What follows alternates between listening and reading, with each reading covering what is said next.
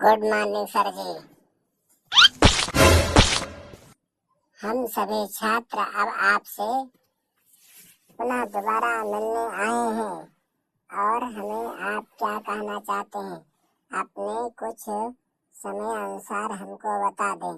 जो होनी थी तो सो बीत गई, अब आगे हम क्या करें, कैसे करें, इसे आप हमें जरूर बताएं। गुड मॉर्निंग बच्चों, तुमसे मिलकर हमको बहुत खुशी हुई कि एक बार हमारे बच्चों को विदाई हो जाने के बाद पुनः हमारे पास आए हैं।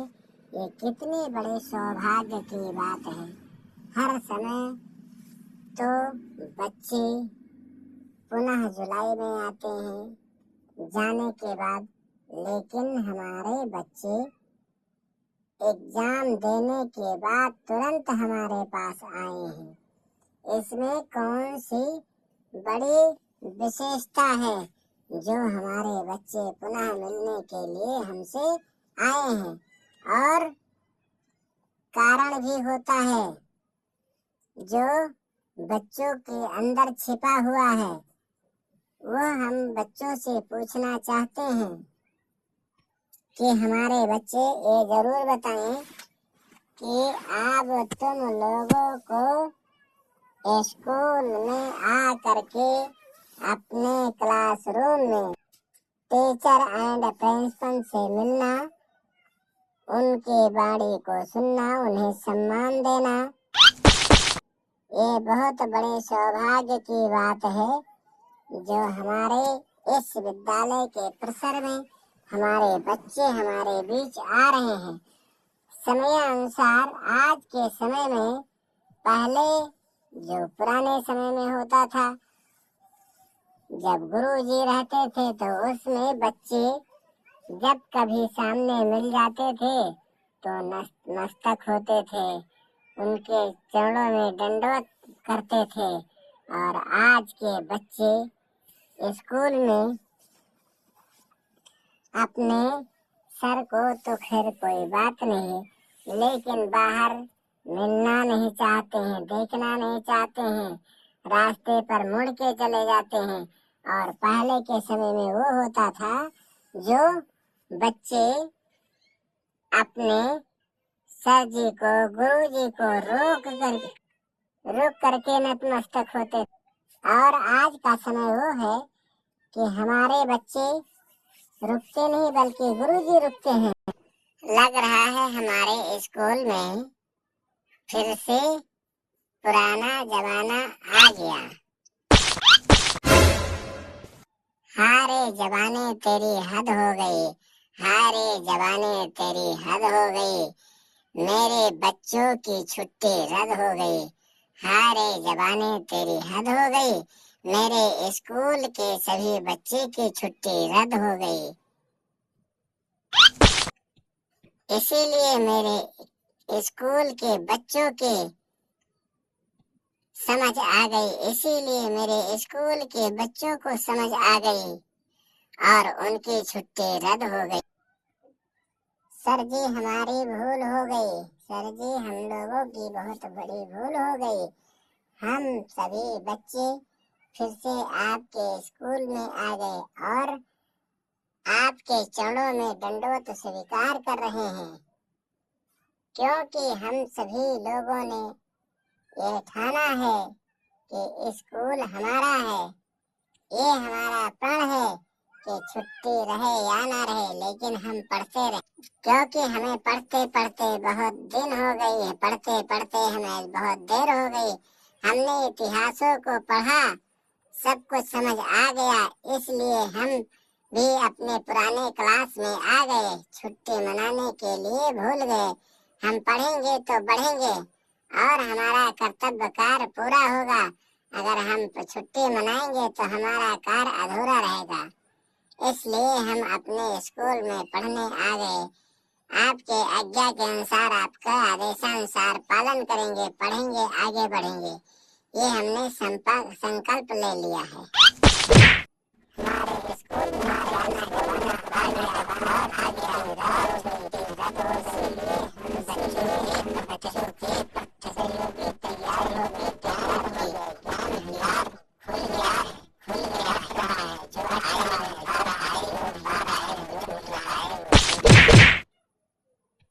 हमारे बच्चों को फिर से समझ में आया है, हमारे बच्चों को फिर से समझ में आया है और हमारे स्कूल में रामराज आया है, हमारे स्कूल में रामराज आया है।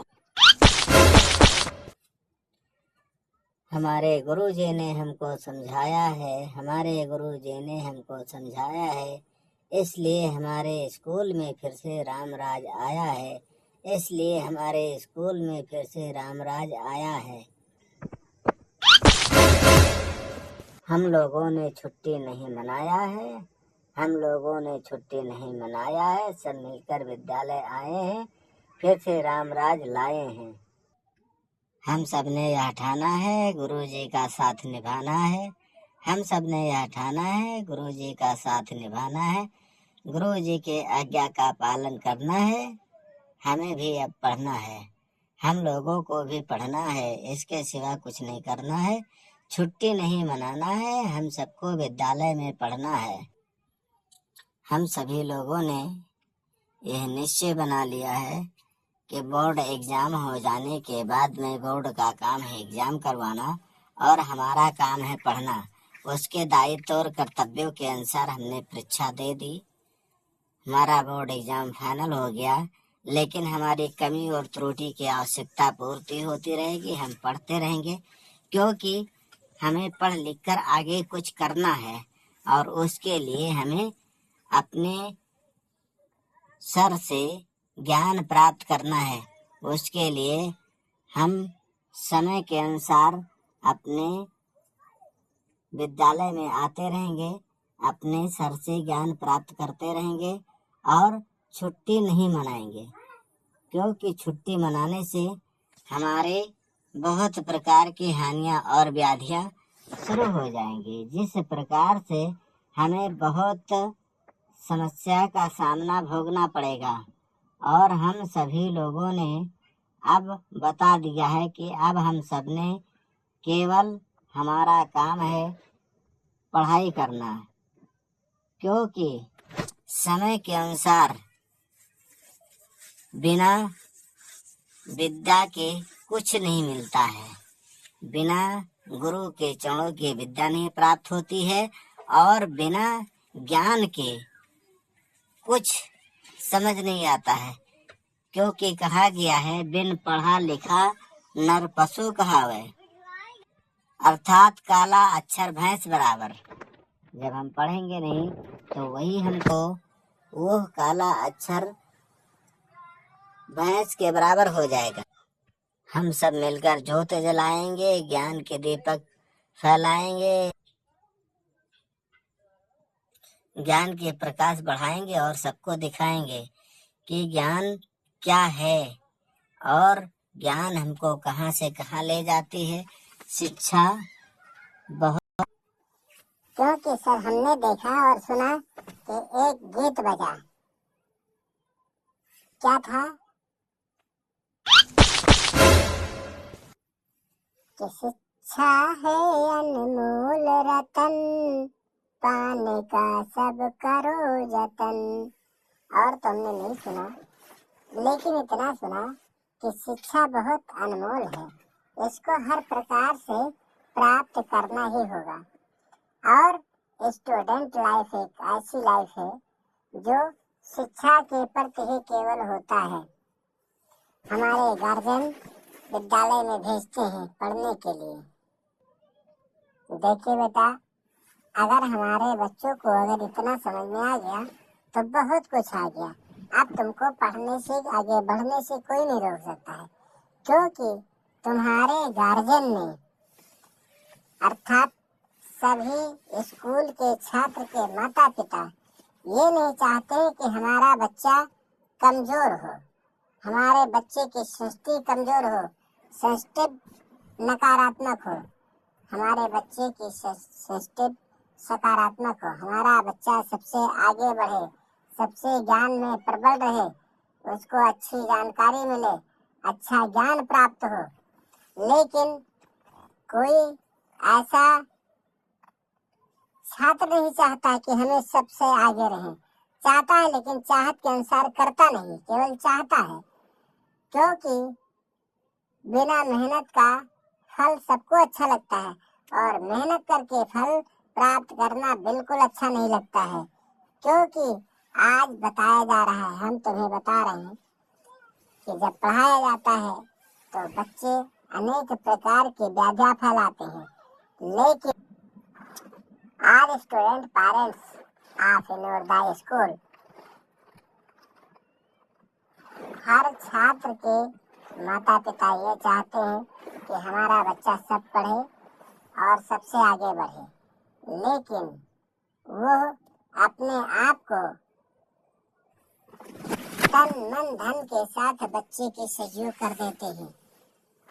एक पिता अपने बच्चे के लिए कोई व्यवधान नहीं डालता है, अपना मजदूरी करता है, खेत में कार्य करता है, नौकरी करता है, जिसकी जैसी परिस्थिति हो वो उस परिस्थिति में रहकर अपने बच्चे की फीस की व्यवस्था, कॉपी की व्यवस्था, किताब की व्यवस्था,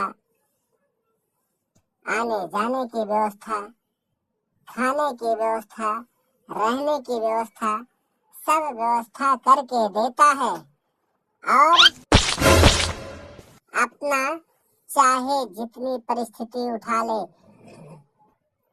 उस परिस्थिति को झेल करके अपने बच्चे का प्रवेश विद्यालय में लेता है और अपने बच्चे को स्कूल में पढ़ाता है। साथ में ही उसके हर प्रकार के आवश्यकताओं को पूर्ति करता है, लेकिन सारी आवश्यकता की पूर्ति होते हुए छात्र अपने rule of the college school के एक भी नियम को फॉलो नहीं करता है और उसको केवल पढ़ना है, विद्यालय में आकर पढ़ना है, घर पर आकर पढ़ना है और उसे पढ़ लिख कर आगे बढ़ना है। फिर भी छात्र किसी कार्य में व्यस्त हो जाता है और उसके अंदर एक कमी हो जाती है, क्योंकि किताब और कॉपी पर उसके कलम नाचे और दिमाग पर उसके खुराफांस नाचे। कॉपी पर कलम नाचे, दिमाग पर खुराफांस नाचे, क्योंकि उस छात्र का माइंड स्वतंत्र और स्थिर नहीं रखता है। इसलिए पढ़ा लिखा सब मिट्टी का तेल अर्थात बेकार हो जाता है और वही बिन पढ़ा लिखा नर पशु कहावे, वही छात्र पढ़ लिख करके भी डिग्री ले करके भी पश के समान हो जाता है और वो जगह जगह ठोकरें खाता है, हर समय परेशानी झेलता है। और स्टूडेंट लाइफ में एक ऐसी लाइफ है, एक ऐसा विद्यार्थी जीवन है जो 12 से 18 वर्ष के बीच में जो झेल लिया, वो खेल पूरा कर लिया और जो इसमें आराम कर लिया, आनंद ले लिया, उसको पूरा जीवन झेलना पड़ेगा और जो 12 वर्ष तक झेलेगा वो जीवन भर खेलेगा और जो 12 से 18 वर्ष के बीच में खेलेगा वो जीवन भर झेलेगा, अर्थात लाइफ टाइम पूरा जीवन उसको परिस्थिति और परेशानी झेलनी ही पड़ेगी। इसीलिए कॉलेज में हर प्रकार की व्याधियां आती है, सब पढ़ें और सब बढ़ें। लेकिन आज के युग में हमारे बच्चे लग रहा है पुराने जमाने से कुछ तालमेल रखते हैं और उनको ज्ञान बहुत विशेष प्रकार का प्रबल हो गया, क्योंकि छुट्टी नहीं मनाई स्कूल में है चलकर आए, इस छुट्टी नहीं मनाए स्कूल में पढ़ने आए। और इस प्रकार के ऐसा किसी विद्यालय में नहीं होता, अर्थात समझ लो कि फिर से राम राज आ गया। जिसको ज्ञान की बात समझ में आई उसके दिल में स्कूल बस जाए और उसके लिए राम राज फिर से आए और मेरे स्कूल में सभी बच्चे जमकर आए, उनके दिल में ज्ञान बस जाए, और फिर से मेरे स्कूल में है रामराज आए।